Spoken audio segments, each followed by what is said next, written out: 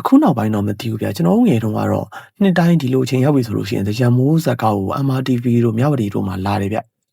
TV အင်တာနက်တိုင်းကလေတိုက်လို့လှုပ်သွားလို့ရှိရင်ကြည်နေရင်နဲ့ TV ကပြုတ်ထားတာနဲ့ထစ်တယ်လို့ဖြစ်သွားတာနဲ့တခါတလေကြည်နေရင်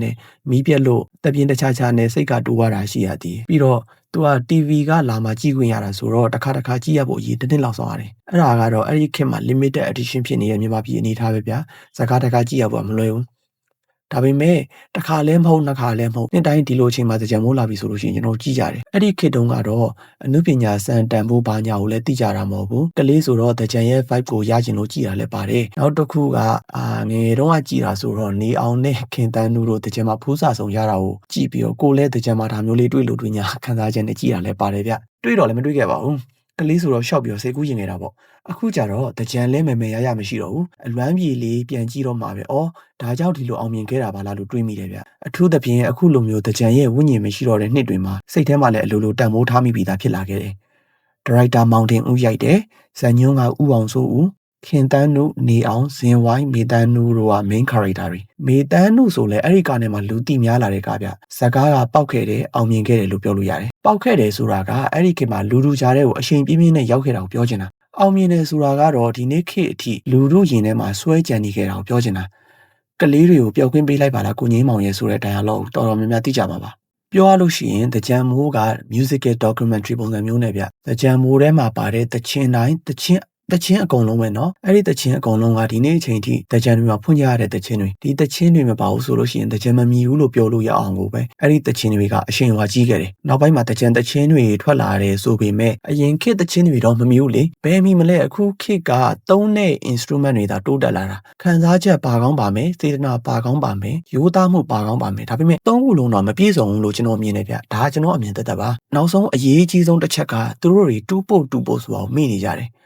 နောက်ပိုင်းမှာအဲ့ကိစ္စကိုရှင်းပြမယ်ဇကားထဲမှာပါတဲ့တခြင်းတွေကိုရေးတဲ့သူတွေကိုလည်းကြည်အောင်လေတကယ်ဒိတ်ကျဲတွေဆရာမျိုးမငိမ့်ဆရာမျိုးမကိုပေါ်easily မောင်သူတို့ကိုလည်းကျေးဇူးတင်နေဗျသူတို့တွေဒီလိုရေးခဲ့လို့ဒါကျွန်တော်တို့မှာတကြံရဲ့ vibe ဆိုတာအခုထိစွဲနေကြရတာရဲ့တခြင်းတွေကလည်းကြက်တည်ရှိတယ်ခန့်ညားတွေနူးညံ့တယ်အရှင်ဟွာရှိတယ်ခုနကပြောတဲ့ရိုးသားတယ်ဆိုတာကကျွန်တော်ဘာသာအဓိပ္ပာယ်ဖွင့်တာပါအခုခေတ်တချင်းရေးတဲ့သူတွေကိုခိုးဆိုလူနိုင်မတော်လောဘရှိတယ်လို့ဆိုတော့မဟုတ်ဘူးเนาะဒါပေမဲ့အများစုရဲ့ရည်ရွယ်ချက်ကပေါက်ဖို့ဆိုတာပဲတွေးကြတာဗျကျွန်တော်ပြောတဲ့ရိုးသားမှုဆိုတဲ့ definition ကလူဆိုတာကိုယ့်ရဲ့အနုပညာကိုယ်ခံယူချက်ပေါ်မှာရိုးသားတာကိုပြောချင်တာဆရာမျိုးမငင်းတို့ရိုးသားခဲ့တယ်ဆိုတာအဲ့ဒါကိုပြောချင်တာပေါက်တာမပေါက်တာလူကြိုက်တာမကြိုက်တာတဲ့ဒီလက်ရာတွေကသူတို့ဖန်တီးခြင်းလို့ဖန်တီးခဲ့တဲ့လက်ရာတွေသူတို့အစ္စတမှာဖြစ်နေတာတွေကနေအပြင်ကိုရှန်ကျလာတဲ့ဟာတွေပဲဆရာမျိုးမငင်းရေးသားတာကိုနောက်ပိုင်းမှာဆက်ပြောပြမယ်အခုကတကြံမို့အကြောင်းခဏသွားလိုက်အောင်စကားမကြည့်ဘူးသိရင်သွားကြည့်ကြဖို့အကြံပေးခြင်းနဲ့ကြည့်ဖို့အချိန်မရှိဘူးဆိုလို့ရှိရင်တော့ဒီနေရာစပြီးတော့ကျွန်တော်ကဇလံကိုပြောသွားမှာမလို့အရသာကတော့ပေါ့သွားလိမ့်မယ်ကြိုးပြောထားတာကတော့ကဲစလိုက်အောင်ဗျာဇလံရဲ့ intro ဒီလိုတကြံဆိုတာကဗကန်ခေတ်ကလေးကနေပြီးတော့မြန်မာယဉ်ကျေးမှုဖြစ်လာခဲ့တဲ့အကြောင်းလက်ရှိ1950ခုဝန်းကျင်အထိမျိုးမတကြံအထိလက်ဆင့်ကမ်းတယ်လာကြောင်းကိုပကြီးတပင်းနဲ့ပြခဲ့တယ်နောက်ခံ voice over လုပ်တဲ့သူကလည်းနည်းနည်းရမဟုတ်ဘူးဒေါ်တင်တင်မြဆိုတာဘာတူလဲဆိုတာအခုခေတ်ချိန်မှာအခုခေတ်လူငယ်တွေသိချင်မှသိကြလိမ့်မယ်ဗျကျွန်တော်တို့ငယ်ရဆိုလို့ရှိရင်ရွာဘက်မှာဥပုံနေ့ရောက်တိုင်းဖုန်းကြီးเจ้าမှာဖွင့်တဲ့အောင်ချင်း8ပါးဆိုတဲ့တခြင်းရှိတယ်သူကတချင်းနဲ့စကားပြောနဲ့ညှက်ထားတာအရန်နားထောင်လို့ကောင်းတယ်ဗျနားမထောင်ဘူးလို့ရှိရင်သွားနားထောင်ကြည့်အောင်အတန်ကကြည်တယ်ပြတ်သားတယ်ညူးညံ့တယ်အဲ့ဒီအတန်နဲ့တကြံကဗကန်ခေတ်ကလေးကထွန်းကားခဲ့တဲ့အမွေအနှစ်ဖြစ်ကြောင်းအဲ့ဒီအချိန်ကနေပြီးတော့ဒီနေ့မြို့မတကြံအထိအမှုပညာသမားတွေကပြည်သူတွေကိုဖျော်ဖြေခဲ့တဲ့အကြောင်းကိုအချင်းချုပ်ရှင်းပြတယ်တာကူတော်လားထန်းကူတော်လားတကူးလာရဲ့လို့တတ်မှတ်ဆိုးမှုပြုကြရတဲ့ຫນွေလမှာမဟာတကြံမင်္ဂလာပွဲသဘင်ကို စင်ရင်ကျင်းပခဲ့ကြတာဟာဖြင့်ပကံခေတ်ကစတင်ခဲ့တယ်လို့ယူဆလို့ရပါတယ်ရှင် အဲ့ဒါပြီးရင်နောက်ပိုင်းမှာမြူမောင်ဝီကင်းဆိုတဲ့တခြင်းနဲ့ဝင်လာတယ်အဲ့ဒီကတခြင်းကိုလည်းပြောအောင်မယ်တခြင်းကခန့်နေထဲတယ်နိုင်ငံတော်အဆင့်အခမ်းအနားတွေအတွက်ဖွဲ့ထားသလားတော့အောင်းမရတယ်ဘာလို့လဲဆိုတော့တခြင်းကတိုင်းပြည်တစ်ခုလုံးအေးချမ်းသာယာစေဖို့ငြိမ်းချမ်းဖို့ဆုတောင်းထားတဲ့တခြင်းတချင်းနဲ့အတူငွေငန်းယုံနဲ့မြို့မအဖွဲ့ရဲ့ဖျော်ဖြေရေးရင်ထွက်လာတာကလည်းတကယ်ကြီးလို့ကောင်းတယ်။ရင်ပေါ်မှာကစန္ဒယာငိမ့်မောင်တစ်ဖြစ်လဲနေအောင်ပါတယ်။ငိမ့်မောင်တို့မြို့မအဖွဲ့က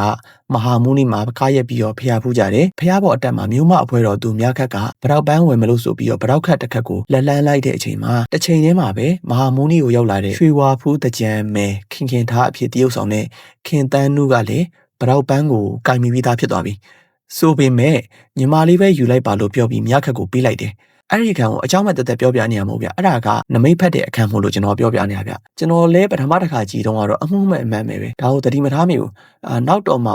ှသူတို့ကနောင်လာမဲ့အခြေရေးကိစ္စအတွက်နမိတ်ဖက်တာပါလားလို့တွေးမိတယ်။ဒါကဇညွန်းဆရာရဲ့ဉာဏ်ကွန်မြူမှုပဲဗျ။နောက်ထပ်ကျွန်တော်ကြိုက်တဲ့အခန်းနှစ်ခုရှိသေးတယ်။ပထမတစ်ခုကအဲ့ဒီမဟာမုနီမှာဖျားဖူးထွက်ပြီးအပြန်မှာခင်ခင်ထားရဲ့လက်ထဲကနေပြီးတော့ဗရောက်ခက်တစ်ခက်ကြခဲ့တယ်အဲ့ဒီကြခဲ့တဲ့ဗရောက်ခက်ကိုငိမ့်မာကောက်ရပြီးတော့ခင်ခင်ထားကိုငေးကြည့်ရင်လည်းကျွေးသွားတယ်အဲ့ဒီခန်းကလည်းဒီတိုင်းထည့်တာမဟုတ်နောက်ပိုင်းမှာငိမ့်မောင်ရဲ့သားဖြစ်လာမဲ့တက်ထွေးအလယ်မှာလည်းဒီလိုအဖြစ်မျိုးကြုံလာရတာမျိုးရှိတယ်အဲ့ဒါကိုထည့်ပေးထားတာဒါကဇညုံရေးဆရာနဲ့ဒရိုက်တာရဲ့စိတ်ကူးတွေပဲပြန်စားလို့ရှိရင်ငိမ့်မောင်အနေနဲ့ကတကြံသာပြီးသွားတယ်ခင်ခင်ထားကြံခဲ့တဲ့ဗရောက်ခက်ကိုထုတ်ကြည့်ပြီးတော့ကျွေးနေတာတတပဲငိမ့်မောင်ကလူရိုးလူအားသူ့ဘေးနားမှာတစ်ချိန်လုံးရှိနေတဲ့မြခက်ကသူ့ကိုကြိုက်နေအောင်သူမသိဘူးငိမ့်မောင်ကလည်းမြခက်ကိုရင်ခုန်မှုမပြောနဲ့ဖုတ်လေတဲ့ငပီရှိရအောင်မအောင်မေဘူးနောက်ရက်မှာငိမ့်မောင်က producer နဲ့တချင်းတိုက်မှာရန်ဖြစ်တယ်ရန်ဖြစ်တဲ့အကြောင်းရင်းကဒီလို producer ကတချင်းပေါက်ချင်တော့ကျတော့အညီအဟောက်ညွတ်တူတူလေးတွေရေးပေးဖို့ငိမ့်မောင်ကိုတောင်းဆိုတယ်ငိမ့်မောင်ကညင်းတယ်ညင်းလို့ရှိရင်မရေးပေးနိုင်ဘူးဆိုလို့ရှိရင်စာချုပ်ဆက်မချုံနိုင်ဘူးလို့ producer အကြက်ကင်တယ်အဲ့ဒီအချိန်မှာစန္ဒယာငိမ့်မောင်ကသူ့ကို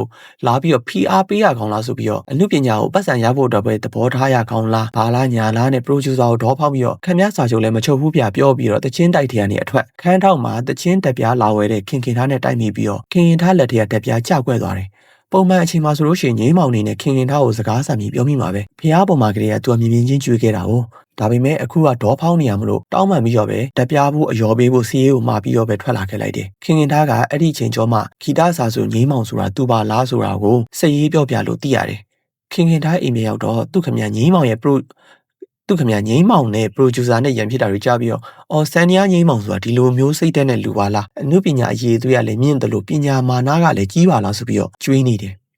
နှစ်ယောက်လုံးကလည်းစကားသာမပြောဘူးတာရဲ့နှစ်ခါလောက်တွေ့ဘူးယုံနဲ့အပြန်အလှန်ကျွေးနေကြပြီအဲ့ဒါအမေတို့ခစ်ပဲထားပါတော့နောက်ရက်မှာခင်ခင်ထားသူ့မာသားကြီးကိုစန္ဒယာတင်နေတယ်ပြောတယ်သူတို့ကတထေးတွေလေဝါတော်ကြီးကလည်းသူ့သမီးအလိုလိုက်ပါတယ်သတင်းစာတွေထည့်ပြီးတော့ကြော်ညာပေးတာပေါ့ကြော်ညာဖတ်မိတဲ့ငိမ့်မောင်လည်းအလုတ်လာလျှောက်တယ်သူကခင်ခင်ထားကိုတင်ပေးရမယ်မှန်တီလို့လာလျှောက်တာတော့မဟုတ်ဘူးဒီတိုင်းပဲသူကသဘောယုံနဲ့အလုတ်လာလျှောက်တာအလုတ်လာလျှောက်တဲ့အချိန်ကျမှသူကခင်ခင်ထားတို့အိမ်မှန်သူတည်တာ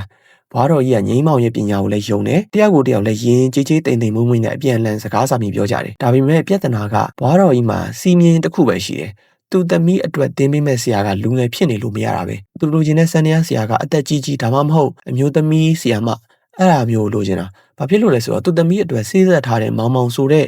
စိန်ပွဲသားကြောက်ပွဲသားတထေးသားတယောက်ရှိနေတယ်မောင်မောင်အတွက်ခင်ခင်ထားကိုရင်ဖို့တန်းခွင့်မပေးဘူးလေဘွားတော့အဲ့ဒီလိုနဲ့ပဲငိမ့်မောင်ရဲ့အလုတ်လျှောက်လွာကအငင်းခံရပါလေရောငိမ့်မောင်လည်းရပါတယ်အန်တီကျွန်တော်နားလဲပါတယ်ဆိုပြီးတော့တက်ပြန်ခောက်ခဲ့တာပေါ့ဒါပေမဲ့မရတာကခင်ခင်ထားဗ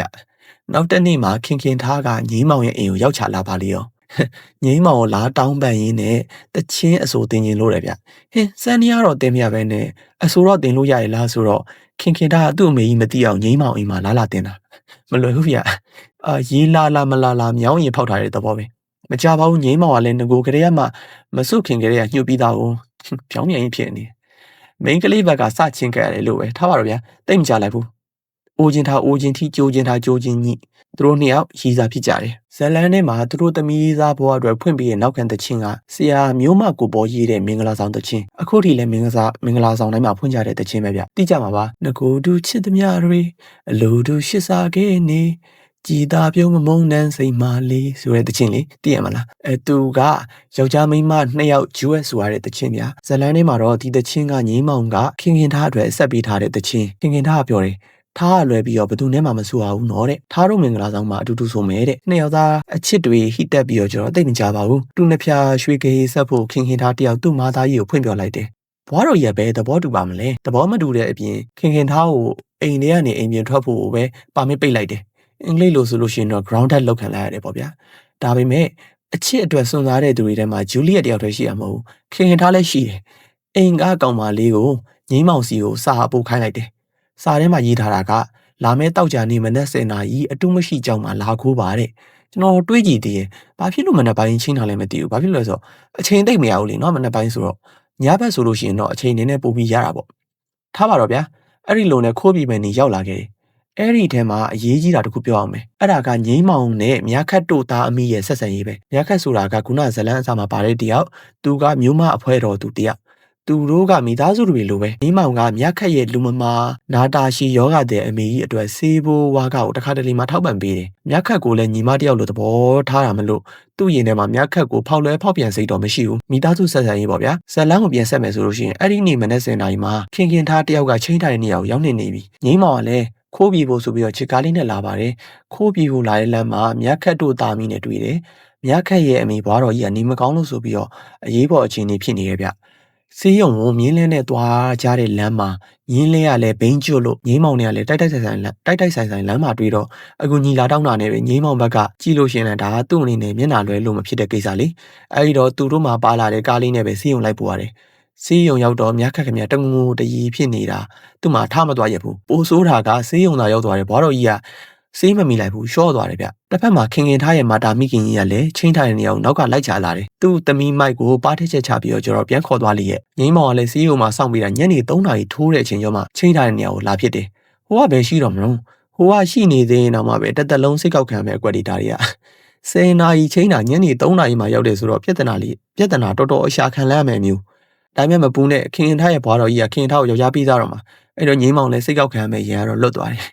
ချင်းထားတဲ့နေရာကိုနောက်ကျပြီးရောက်သွားတဲ့အတွက်သမီးစားဝေးရတဲ့ trauma တခုကျွန်တော်မှနောက်တစ်ခုရှိသေးတယ်ဗျအဲ့ဒါဘာလဲဆိုတော့မိုးကြီးဆန်ရဲ့တခြင်းတစ်ပုတ်ရှိရလေတန်ရောစင်လွန်းနေကြလားမသိဘူး music video ထဲမှာမင်းဥခမချင်းထားတဲ့နေရာကိုတွားရင်းနဲ့လမ်းမှာတွေ့ရဗိုက်ကြီးတဲ့ကိုစေးရုံလိုက်ပို့ရတာနဲ့နောက်ကျဒါကိုခိုးရလိုက်ပြီးမဲ့သူကြီးစားပဝင်းခင်ကြတော့ဒါတွေဘယ်သိမလဲအဲ့ဒီမှာပဝင်းခင်ကရောက်မလာကောင်းလားဆိုပြီးတော့စိတ်ဆိုးပြီးတော့ထပြန်အဲ့ဒီမှာနောက်ဆုံးသူတို့နှစ်ယောက်ဝေးကြရောပဲ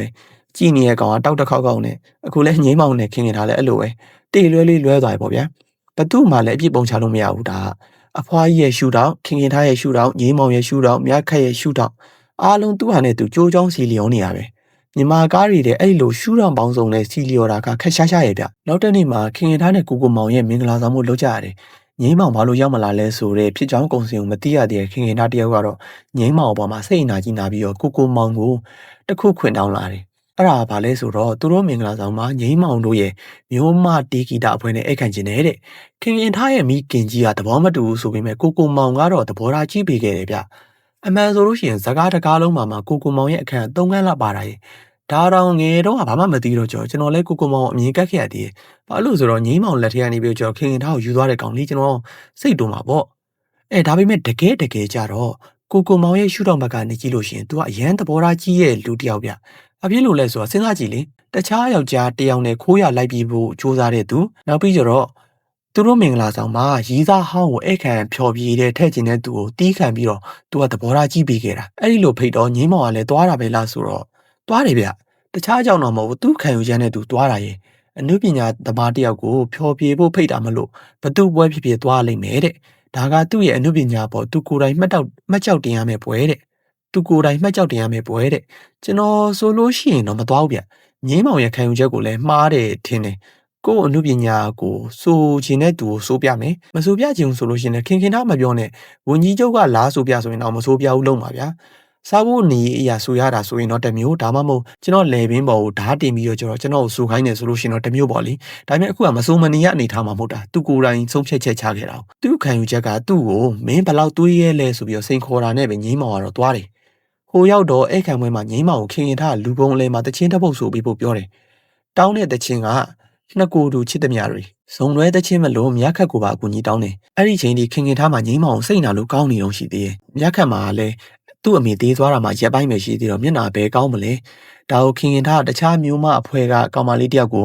မေးတယ်မြတ်ခတ်ဘာပြဿနာရှိလို့လဲပေါ့သူမျက်နှာလည်းမကောင်းပါလားဘာပြဿနာရှိလို့လဲပေါ့အဲ့ဒီမှာမျိုးမအဖွဲကကောင်မလေးရဲ့ရှင်းပြမှာခင်ခင်ထားလည်းအကြောင်းစုံသိရတာဒီလိုရှိရပေါ့မြတ်ခတ်အမေစေယုံတယ်လို့ဆရာငိမ့်မောင်လိုက်ပို့ရတဲ့အကြောင်းစေယုံမှာပဲမြတ်ခတ်အမေအနေစာရောက်သွားတဲ့အကြောင်းမြို့မကောင်မလေးပြောပြမြို့မအဖွဲတော်သူကောင်မလေးပြောပြမှာခင်ထားလဲသိရတယ်ခင်ထားကငိမ့်မောင်ကိုဂတိတစ်ခုတောင်းမှုတယ်နှစ်ကိုယ်တူချစ်သမျှတွေကိုသူနဲ့ကလွယ်လို့ရှိရင်ဘယ်သူနဲ့မှမစိုးဘူးအခုတော့တချင်းကိုငိမ့်မောင်ကခင်ထားရဲ့တောင်းဆိုချက်အရာမြတ်ခတ်နဲ့ဇုံးနေရပြီအဲ့ဒီမှာခင်ထားနဲ့ငိမ့်မောင်ရဲ့အချစ်ဇလန်နေထိတန်တယ်ခင်ထားကတော့ကိုမောင်နဲ့ရှေ့လျှောက်ဖြတ်တန်းမှာပေါ့ငိမ့်မောင်ကရောဘလို့တော့ငိမ့်မောင်ကတော့သူ့ဘေးမှာတစ်ချိန်လုံးပဲသူ့ကိုမျှော်ကြည့်လာခဲ့တဲ့မြတ်ခတ်ကိုအခုမှသတိထားမိလာတယ်ဇလန်းအစမှာမြတ်ခတ်ကဗတော့ပန်းယူမဲ့အလုံးမှာခင်ထားနဲ့လက်ချင်းစုံပြီးတော့ခင်ထားကမြတ်ခတ်လက်ထဲကိုဗတော့ပန်းထည့်ပေးခဲ့တယ်လေမှတ်မိရမလားအခုလဲအဲ့ဒီလိုပဲမြတ်ခတ်ကစပြီးတော့ကြိုက်ခဲ့တဲ့ငိမ့်မောင်ခင်ထားလက်ထဲကိုအရင်ရောက်ခဲ့တယ်နောက်တော့မြတ်ခတ်လက်ထဲကိုခင်ထားကိုယ်တိုင်ပဲထည့်ပေးလိုက်သလိုဖြစ်သွားတယ်ဇလန်းကိုပြန်ဆက်လို့ရှိရင်မင်္ဂလာပွဲအပြီးမှာငိမ့်မောင်စပြီးတော့တောက်တက်နေပြီသူဆန်းရပေါ်မှာမူးပြီးတော့မှောက်နေတာအသေးကွဲတာတကြောင်ရီးသားဟောင်းမင်္ဂလာပွဲမှာတွားပြီးတော့ဖျော်ပြရတာတကြောင်နဲ့အသေးကလည်းကွယ်ရှက်ကလည်းရှက်နာကြီးတာနဲ့စုံရောပေါ့မြတ်ခတ်ကမူးနေတဲ့ငိမ့်မောင်စီကိုအစင်ပြေလားလာမိတာကိုငိမ့်မောင်ကမူးတီမူကြောင်နဲ့မြတ်ခတ်ကိုခင်ထားအထင်နဲ့တွန်းလှုပ်လိုက်လို့မြတ်ခတ်ခမရနှစ်ဖူးနဲ့ခုံနဲ့ရိုက်မိပြီးတော့ထိပ်ပေါက်ရသေးတယ်မြတ်ခတ်ကယုံလေးကလည်းချစ်တော်ချစ်စရာလေးပြတနာလဲတနာစရာလေးနောက်တစ်နေ့မှာမြတ်ခတ်ကငိမ့်မောင်စီကိုပေးဖို့စာရင်းနေတာဘာလဲဆိုတော့သူ့အမေကိုစီးုံတင်ပေးလိုက်ရတဲ့အတွက်ငိမ့်မောင်တို့တမီးစားနဲ့လွဲခဲ့ရတော့သူသိပြီးတော့သူ့မှာအဖြစ်ရှိတယ်လို့ခံစားနေရတယ်အင်္ဂလိပ်လိုဆိုလို့ရှိရင်တော့ guilty ဖြစ်နေရပေါ့ဗျာအဲ့ဒါကြောင့်မလို့ဆရာတို့အဖွဲ့ကနေမြတ်ခတ်ကိုနှုတ်ထွက်ခွင့်ပြုပါဆိုပြီးတော့ကျတော့စာရေးတယ်ပေါ့ဗျာစာရင်းနေတော့မှပဲငိမ့်မောင်ရောက်လာတယ်မနေ့တုန်းကသူတွန်းလိုက်လို့နှစ်ဖူးပေါက်သွားတာကိုလာတောင်းပန်ရင်းနဲ့ချော့ရင်းနဲ့ပေါ့အဲ့ဒါပြီးရဲ့နောက်မှာမြန်နေဗျအိုးချင်းထိထက်ဖြစ်ပြန်အောင်သူတို့နှစ်ယောက်ရီးသားဖြစ်သွားတယ်ဟေးမြန်လာရီလာဆိုလို့ရှိရင်ဇက်ကားကဒီလောက်မြန်ထားတာမှပဲ2နာရီကြာနေပြီအဲ့ဒီ move on တဲ့ခန်းတွေသူတို့နှစ်ယောက်စချစ်ကြကြိုက်ကြတဲ့အခန်းတွေထပ်ထဲလို့ရှိရင်လည်းပိုးကြဖို့ပဲရှိတော့တယ်ပြီးတော့ရိုးလဲရိုးဤလဲဤကုန်လိမ့်မယ်ပြီးတော့ဒါခစ်နဲ့ခစ်စာရိုက်ထားတဲ့ဇက်ကားအဖေတို့ခစ်ရဲ့တကြံနဲ့တာဖြစ်သူရဲ့ခစ်တကြံအဲ့လိုမျိုးရိုက်ထားတာဆိုတော့ကျွန်တော်အနေနဲ့သူတို့နှစ်ယောက်ကိုမြင်မြန်ကြိုက်ခိုင်းလိုက်တာကိုနားလဲပါတယ်ငကိုကလေးကလည်းနီးကက်ကက်နေလာတဲ့သူတွေဆိုတော့ရီးသားဖြစ်ဖို့ကလည်းတိတ်ပြီးတော့မခက်တော့ပါဘူးငိမ့်မောင်နဲ့ခင်ထားတို့ရီးသားဖြစ်တော့ကတော့နှစ်ကိုယ်တို့ချစ်သမျှတွေဆိုတဲ့ချင်းဟောအခုငိမ့်မောင်နဲ့မြတ်ခက်အလဲကြတော့အစ္စလီမောင်ရဲ့အနုပညာပန်းတိုင်းငိမ့်မောင်နဲ့မြတ်ခက်တို့နှစ်ယောက်ကတသားဝင်းနေရလေးတွေနဲ့ဗတော့ပင်ကြီးတပင်အောက်မှာစောင့်ထားတဲ့တထက်အိမ်လေးမှာအတူတူနေကြတယ်နှစ်ယောက်သားကြီးနူးနူးနဲ့အိမ်တော်ကြီးဆိုပြီးတော့ပေါ့ဗျာဗတော့တွေပွင့်လာတဲ့အချိန်မှာသူတို့နှစ်ယောက်ရဲ့တာဦးလေးတက်ထွေးကိုမွေးခဲ့ကြတယ်တာရတဲ့အိမ်တော်ကြီးလေးဖြစ်ခဲ့ကြတာပေါ့ဗျာဒါပေမဲ့တိတ်တော့ကြာမခံခဲ့ပါဘူးမြတ်ခက်ခမရကန်ဆိုးရှာတယ်မီးတွင်းထဲမှာပဲဆုံးသွားခဲ့တယ်ဒီလိုနဲ့ပဲငိမ့်မောင်တယောက်မြတ်ခက်ကိုမီးဖြောက်ဖို့အရဲတွေတောက်ရင်းနဲ့ပဲရေးထုတ်ကြည့်ဖို့ရောက်လာခဲ့တယ်ဒီနေရာမှာရှင်းပြအောင်ပါဗျသူကခင်ထားကိုချစ်ခဲ့တာမှန်တယ်ဒါပေမဲ့ခင်ထားကိုမရလို့မြတ်ခက်နဲ့အစားထိုးခဲ့တာတော့မဟုတ်ဘူးဆိုတော့တိဖို့လိုတယ်သူ့မှာခင်ထားအတွက်ကြံတာဆိုလို့နာကြီးချက်ပဲရှိတော့တာအဲ့ဒီနာကြီးချက်ကလည်းသူတို့မပေါင်းလိုက်ရလို့မဟုတ်ဘူးသူတို့မင်္ဂလာဆောင်မှာဖျော်ဖြေဖို့ဖိတ်တဲ့အပြင်သူတို့နှစ်ယောက်ပဲစုမယ်ဆိုတဲ့တခြင်းကိုခင်ထားအတွက်လက်ဖွဲ့ပေးလိုက်တယ်လို့ဖြစ်ခဲ့ရတာမလို့မကြည်နဲ့တာခံပြင်းတာပဲအခုတော့အဲ့ဒီခံပြင်းစိတ်တွေကသူ့စိတ်ထဲအကျိတ်တည်နေပြီပိုဆိုးတာကသူချစ်ရတဲ့မြတ်ခက်ကလည်းမရှိတော့ဘူးအဲ့ဒီလုံနဲ့အယေသမားကြီးလုံးဖြစ်ပြီးတော့ကိုသားသမီးပေါ်မှာဝတ္တရားတွေပြက်လာခဲ့တယ်မိခင်တယောက်တည်းဖြစ်ဖြစ်ဖခင်တယောက်တည်းဖြစ်ဖြစ်ကလေးတယောက်ကိုထိန်းချောင်းရတယ်ဆိုတဲ့အလုပ်ကလွယ်ကူတာမဟုတ်ဘူးဗျကလေးတယောက်အနေနဲ့မိခင်စီမှာရနိုင်တဲ့နှွေးထွေးမှုမျိုးကိုဖခင်စီမှာရဖို့မလွယ်သလိုဖခင်တယောက်ကပေးနိုင်တဲ့ကာကွယ်မှုလုံခြုံမှုမျိုးကိုမိခင်တယောက်စီရဖို့ကလည်းအင်မတန်ခက်ခဲတယ်ဘသူ့ကိုမှစော်ကားပြောဆိုတာမဟုတ်ဘူးနော်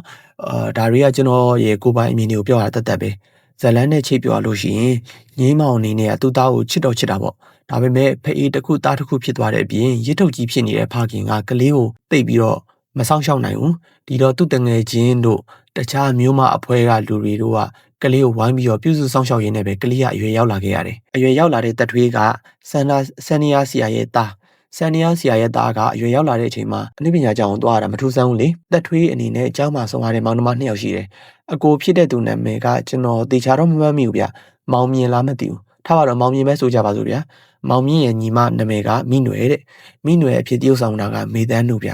ပြောရလို့ရှိရင်တကြံမိုးကမေတန်းနုရရတဲ့ပထမဦးဆုံးရုပ်ရှင်ပဲဗျမေတန်းနုကမြိတ်မှာမွေးရဆိုတော့အတန်လေးကဝဲတဲနဲ့တဝဲအတန်လေးမန်းလေးမှာမွေးတဲ့မန်းလေးသူ character အတွက်ကျတော့အစင်ကမပြေဘူးလေဒီကိစ္စအဲ့ဒီအတွက် director လည်းမေတန်းနုအတွက်မန်းလေးသူတွေရဲ့အတန်သွင်းထားတဲ့ recording တွေကိုနားထောင်ခိုင်းပြီးတော့လေ့ကျင့်ခံခဲ့ရတယ်တဲ့ဒါကတော့မှတ်ရအခက်အခဲတစ်ခုနောက်ထပ်အရေးမပါပြီးတော့ရည်စရာကောင်းတဲ့အခက်အခဲတစ်ခုရှိသေးတယ်အဲ့ဒါကဘာလဲဆိုတော့အဲ့ဒီခေတ်တုန်းကမဆလာလူကြီးတယောက်က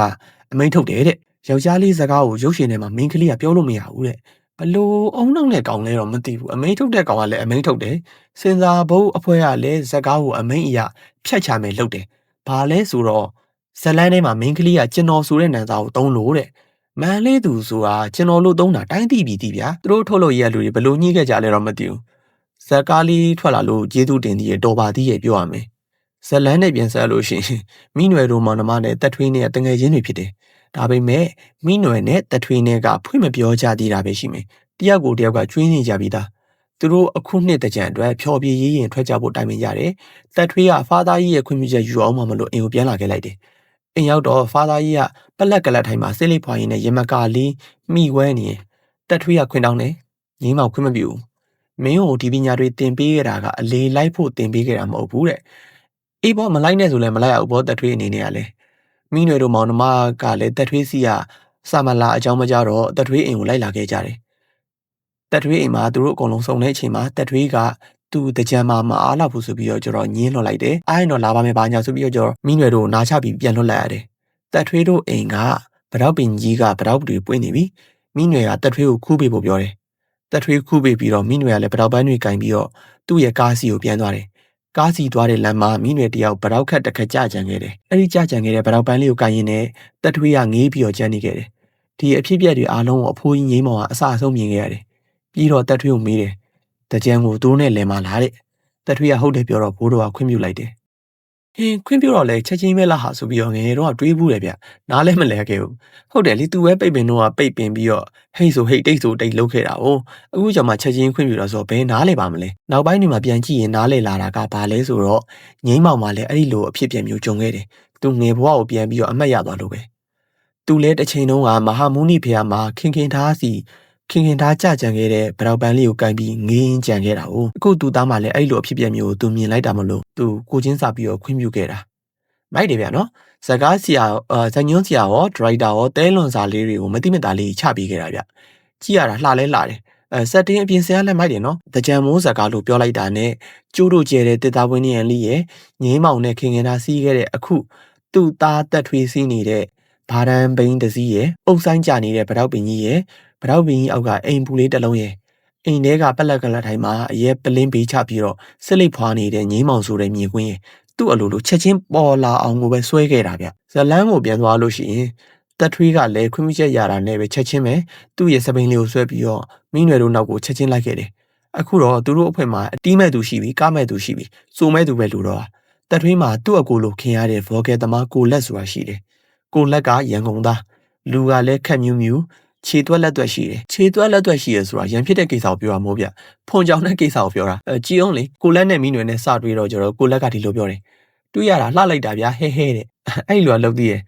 ကိုလက်နေရတရုပ်ဆောင်တဲ့သူကဇော်ဝမ်းကာရိုက်တာနဲ့လဲလိုက်တယ်သူကလေသာဂျက်ကက်နဲ့ဂျင်းမောင်းမီနဲ့ဆိုင်ရလဲဘိန်းရင်မျိုးစားလက်ကင်ကောက်ကြီးဗျာသူကအဲ့လိုမန်းလေးဆိုအလှလေးကိုတော်ကီလေးတစ်လုံးနှလုံးလောက်ပြည့်ကျွေးတာပေါ့ဗျာသူအဲ့လိုပြောရင်လေပြောတော့ပြောချင်စရာပဲဗျာမေတန်းတို့ကလည်းလှတယ်ဗျာသူကားတဲ့ပုံလေးတွေကြည့်ရတာလေသူ့ body သေးသေးလေးနဲ့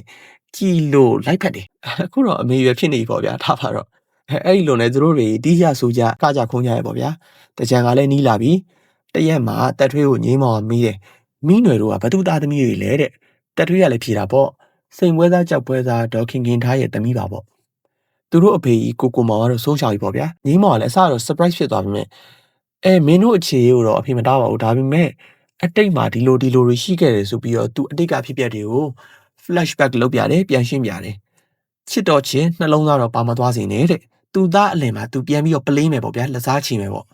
့ဘိုးတော်အားခဲ့တာတက်ထွေးကတော့အဲ့လိုမလုံနိုင်ဘူးပြောတော့ဘိုးတော်ကလည်းဒေါခီးရဲ့ကဲမင်းငါစီစဉ်တဲ့အတိုင်းမလုံနိုင်ဘူးဆိုလို့ရှိရင်မင်းလည်းတကြံမသွားဘူးတဲ့ဖြစ်သွားပြန်ရောတက်ထွေးခမရခေါင်းကိုင်းဆိုင်နဲ့မိနွယ်တို့အိမ်ဘက်ကိုထွက်လာပြီးတော့သူမပါနိုင်တော့ကြောင်းပြန်ပြောပြန်တယ်အဲ့ဒီမှာဒေါခင်ရင်ထားကတွေ့ပြီးတော့ တက်ထွေးကဆန်နီယာဆရာငိမ့်မောင်ရဲ့တားဖြစ်ကြောင်းကိုသူ့သားသမီးတွေကနေတဆင့်သိလိုက်ရတယ်ဒါကအဲ့ဒီခေရဲ့ plot twist တကူပဲဆိုပါတော့စကြည့်တော့ဟင်ငင်နဲ့ဟာကနဲ့ပေါ့ဗျာဘာဖြစ်မလဲရလဲဘာဆက်ဖြစ်မလဲရလဲစိတ်ဝင်စားစရာအရန်ကောင်းတာပေါ့ဒေါခင်ခင်ထားတယောက်ငိမ့်မောင်စီကိုတွားတွေ့တယ်ရောက်ချင်းစောင့်နေထွင်စွာလို့ပဲငိမ့်မောင်ကအရက်ထဲရေရောဖို့ရေလန့်ခရင်မိလိုက်တယ်ဒီနေရာကစိန်ကောင်းကြောက်ကောင်းရောင်းတဲ့နေရာမဟုတ်မှန်းသိပါရင်နော်တိရဲ့သားနဲ့လာတယ်ဆိုတော့ခမရတို့အသုံးချဖို့တခုခုလိုလာပြန်ပြီထင်တယ်ဆိုပြီးတော့ကြော်ထိလိုက်တယ်ဗျ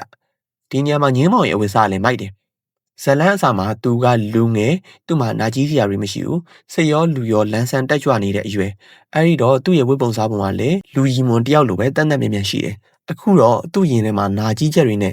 သူရစ်ထုတ်ကြီးဖြစ်နေပြီနှကမ်းမွေးတွေမောစိတ်ကျင်စွယ်တွေနဲ့စွတ်ကျဲအဖြူနဲ့ဖြစ်တယ်လို့နေနေတယ်ဆိုပြီးမဲ့သူဟာအမှုပညာသမားတယောက်ဆိုတော့အလုတ်ကျန်းလုတ်တဲ့သူတွေနဲ့တော့လည်းမတူပြန်ဘူးဗျဒါပေမဲ့သူ့ရဲ့စိတ်ဓာတ်မှာဒဏ်ရာရနေရဆိုတာကြီးကတော့အပြင်ပန်းကိုကြည့်ုံနဲ့သိတာလေဗျဇလန်းကိုပြန်ဆက်လို့ရှိရင်ကျုပ်အရက်တောက်နေတဲ့အချိန်မှာခမရရောက်လာတဲ့အတွက်အားနာပါတယ်တဲ့ခင်ရင်ထပြန်ပြောတယ်ကိစ္စမရှိပါဘူးဆရာရဲ့အားနာမဲ့သူတွေမှမဟုတ်တာတဲ့ဟုတ်ပါတယ်ခင်ဗျားတို့ကအာမနာတိုင်းမှကျုပ်သိပါတယ်တဲ့ညီမောင်အဲ့လိုပြန်ထောက်ပြန်အောင်ပြောချင်တယ်လို့သာပြောပါဆရာရဲ့ကျမဒီလိုလာကြတဲ့ဟိုကအရာရာကိုတီးခံမယ်ဆိုပြီးတော့စိတ်ပိုင်းဖြတ်ပြီးတော့မှလာတာမလို့ပါတဲ့အခုလာရင်ကိစ္စကတက်ထွေးကိုလဲခွင်းပေးလိုက်ပါဆရာရဲ့ကလေးကိုပျော်ခွင်းပေးလိုက်ပါတဲ့ငိမ့်မောင်ကရီးတယ်ဗျဘာလို့ရီးလဲဆိုတော့ခမရကျွန်တော်သားပြောဖို့အတွက်ခမရမန်းနဲ့ကြီးရီထိုးကားရီဆင်းမိမယ်ပေါ့ဟုတ်လားတဲ့ခင်ထားတယောက်စကားကိုပြန်ပြီးတော့ပြင်းပြောရတယ်အဲ့ဒီစကားက legendary စကားပဲကလေးတွေကိုပျော်ခွင်းပေးလိုက်ပါလားဆရာရဲ့တဲ့ခုဒီစကားကိုကြားတော့ရင်ထဲမှာတမျိုးရွဲ့ဗျတကြံဆိုတာမရှိတော့ကိုဗစ်ကလေးရပဲကျိုးတို့ကျဲတဲ့ဟိုတကွက်ဒီတကွက်တော့ရှိပေမဲ့တကြံမှာဝိညာဉ်မရှိတော့ဘူးကလေးတွေကလည်းမပြောရတာကြပါပြီရုပ်ရှင်တဲကကိုငင်းမောင်ကလည်းကလေးတွေကိုပြောခွင့်မပေးခဲ့ဘူးတကြံလဲကြလို့အကျိုးအကြအကျက်နေပြီလို့အတက်နေကိုရောက်လာခဲ့တယ်အိမ်တွင်းမှာခြေကျုံမိနေတဲ့တက်ထွေးတယောက်စိတ်ညစ်ညစ်နဲ့ဖာသားကြီးအရက်ခွက်ကိုမတောက်တက်နဲ့ကောက်မော်လိုက်တယ်သူ့ရဲ့တဘွားလုံးမှာဖာသားကြီးရဲ့ပြောဆိုဆုံးမမှုတွေကိုသူအမြဲတမ်းနာခံခဲ့တယ်ဒီတစ်ချိန်တော့သူပောက်ကွဲပြီဒီကိစ္စကိုဘိုးတော်ကြီးကမြင်တော့ဒေါသထွက်ပြီးတော့တက်ထွေးရဲ့ဘာကိုဘယ်ပြန်ညာပြန်ချလိုက်တယ်တက်ထွေးကပြန်ပြောတယ်အရက်သမားရဲ့သားအရက်တောက်တာမထူးဆန်းပါဘူးဗျာတဲ့အနုပညာသမားတယောက်ရဲ့သားအနုပညာပြခွင့်မရတာသာစမ်းတာပါတဲ့တော်ကီတွေကလည်းအခြေစံမိတယ်ဗျာနော်သူသားကလည်းပြန်ပေါက်ကွဲတယ်စန်နီယာငင်းမောင်ရဲ့အခန်းထဲမှာဓာတ်ပုံတမုံချိတ်ထားတယ်စိန်ပေတာနန်းတော်ရှိဆရာတင်မျိုးမငင်းသူတို့ရဲ့ပုံတွေကိုကြည့်ရင်းနဲ့စန်နီယာငင်းမောင်အတိတရားဝင်ခဲ့တယ်သူ့အတ္တမာနအတွက်သူ့သားကိုအနုပညာလက်စွမ်းပြခွင့်ကိုပိတ်ပင်ခဲ့တာသူနောင်တရလာတယ်တကယ်ဆိုလို့ရှိရင်အနုပညာအပေါ်မှာ तू ပိတ်ပင်ထားခဲ့တာမလို့ကောင်းဘူးလေဒါကတော့ဇာကားထဲမှာပါတဲ့ဒိုင်ယာလော့ကြီးမဟုတ်ဘူးနော်ကျွန်တော်ဘာသာရှောက်တင်ပြီးပြောတာငိမ့်မောင်အတိတရားရပြီးနောက်မှာသူ့သားကိုအတက်နေညမှာဖျောက်ပြေးခွင့်ပေးလိုက်တယ်တက်ထွေးလည်းပြောတာပေါ့တက်ထွေးတို့မျိုးမဖွဲသားတွေမန်းနက်ကိုချီတက်ကြတယ်ဒါတွေမတိသေးရဲ့မိနွေကတက်ထွေးမပါတဲ့တကြံကိုဖျက်တန်းနေရတာမလို့တက်မိုင်းတက်ထွေးတွေနဲ့တက်ထွေးကိုမြင်တော့မှပဲသူခင်ဗျာလန်းဆန်းသွားတယ်တက်ထွေးကပီယန်နိုတီးတယ်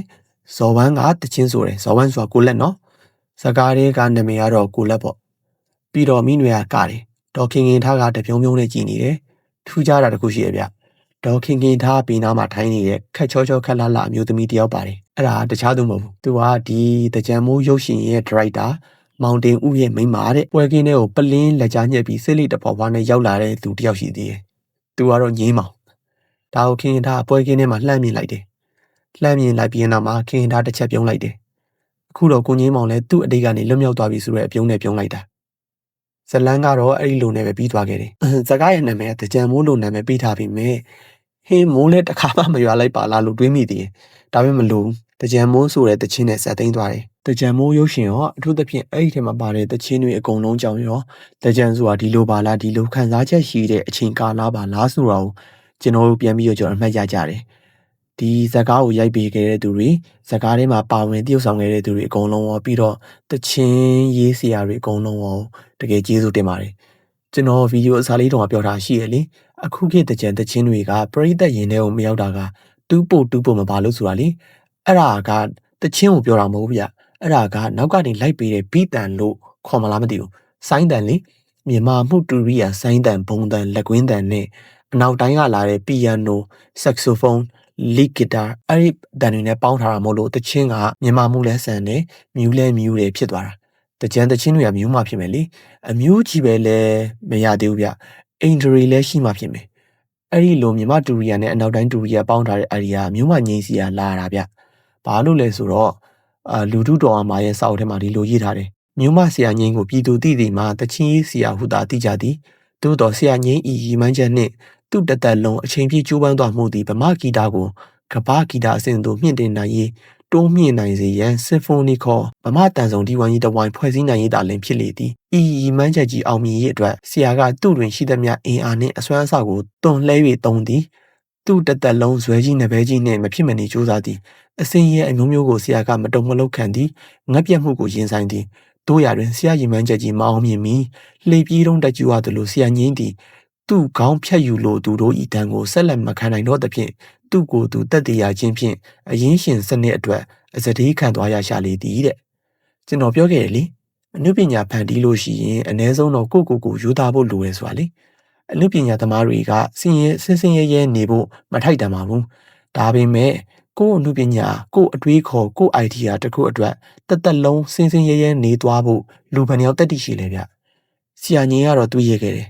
ရိုးသားယုံနေမဟုတ်ဘူးတိုင်းပြည်ပေါ်မှာလည်းစေနာရှိခဲ့သေးတယ်ပြောရလို့ရှိရင် तू ကတိုင်းပြည်ပြည်အနုပညာသမားပဲအဲ့ဒီကိစ္စဥမာတစ်ခုပြောပြမယ်1952ခုဝန်းကျင်မှာနိုင်ငံတော်ဝန်ကြီးချုပ်ဦးနုရဲ့ပြည်တော်သားစီမံကိန်းဆိုတာရှိတယ်ပြည်တော်သားစီမံကိန်းကရုပ်ရှင်တကားဆိုလို့ရှိရင်ဇက်ဝင်တေးတပုတ်တော့လိုရလေအဲ့ဒီအတွက်ပြိုင်ပွဲတစ်ခုလုပ်ခဲ့တယ်ပြည်တော်သားစီမံကိန်းအတွက်တချင်းပြိုင်ပွဲအဲ့ဒီပွဲမှာဘိုးကလေးတင်အောင်ကရွှေတစိမ့်စုရခဲ့တယ်တနိုင်ငံလုံးကိုပောက်ခဲ့တယ်တဲ့စုရမှာပေါ့ तू ကတချင်းတစ်ပုတ်လုံး policy တချင်းလို့လူကြီးကြိုက်စကားလုံးတွေအတင်းကာရောထည့်ခဲ့တာတဲ့ဆရာကြီးဘိုးကလေးတင်အောင်သူကိုယ်တိုင်ဝန်ခံမှုတယ်အဲ့ဒီအချိန်မှာမန္တလေးမြို့ကတချင်းဆရာကြီးမြို့မညီကသူ့ရဲ့တချင်းနှုတ်လေးယူပြီးတော့ဆိုပြခဲ့တည်တယ်တဲ့ policy စကားလုံးတစ်လုံးမှလည်းမပါဘူးဆရာတချင်းကမဟုတ်သေးပါဘူးမဖြစ်တော့ပါဘူးလို့ပြောလိုက်တော့ဆရာမြို့မကငင်းခင်ဗျသူ့ရဲ့ notes လေးတွေကိုအိတ်ကတဲ့ထည့်ပြီးတော့ပြန်လာခဲ့ရတယ်တဲ့အခုတော့ဘိုးကလေးတင်အောင်ရဲ့တချင်းကိုဘယ်သူမှမှတ်မိတော့မြို့မငင်းရဲ့ပြန်ပွဲဝင်တချင်းကိုတော့လူတိုင်းသိကြတယ်လို့ဘိုးကလေးတင်အောင်ကဝန်ခံထားဘူးတယ်ဗျအ ਨੇ ဆုံးတော့မြို့မငင်းရဲ့အဲ့ဒီတချင်းကိုခင်ဗျားတို့လည်းတစ်ခါတော့ကြားဖို့နားဝရှိမယ်ထင်ပါတယ်တချင်းရဲ့နာမည်ကလူချုံလူကောင်းတဲ့ဆရာချီဦးညိုစပြီးဟောပြောပွဲတစ်ခုမှာအဲ့ဒီတချင်းကြောင့်ပြောထားရှိတယ်။သိတဲ့အတိုင်းဆရာချီဦးညိုကလည်းအနုရွာသမားမလို့သူကတော့အကျယ်တဝင်းရှင်းပြတာပေါ့လေ။တွားပြီးနားထောင်ကြည့်ပါ။တချင်းရောဒီရှင်းပြတာရောတွားနားထောင်ကြည့်တကယ်မိုက်တယ်။ကျွန်တော်လည်းကြားဘူးနားဝါတော့ရှိပေမဲ့တေချာနားထောင်ကြည့်လိုက်တော့ဟုတ်တယ်ဗျ။ဆရာမျိုးမညင်ရဲ့အနာဂတ်နိုင်ရင်တော့ပေါ်သူ့ရဲ့စေတနာတွေကအထင်းသားမြင်ရတယ်။ဘယ်လူကြီးကြိုက်မကြိုက်သူ့ရဲ့စေတနာကိုသူချပြခဲ့တာပဲရှိတယ်။ရိုးသားတဲ့အပြင်စေတနာရှိရဆိုတော့အဲ့ဒါကိုပြောချင်တာ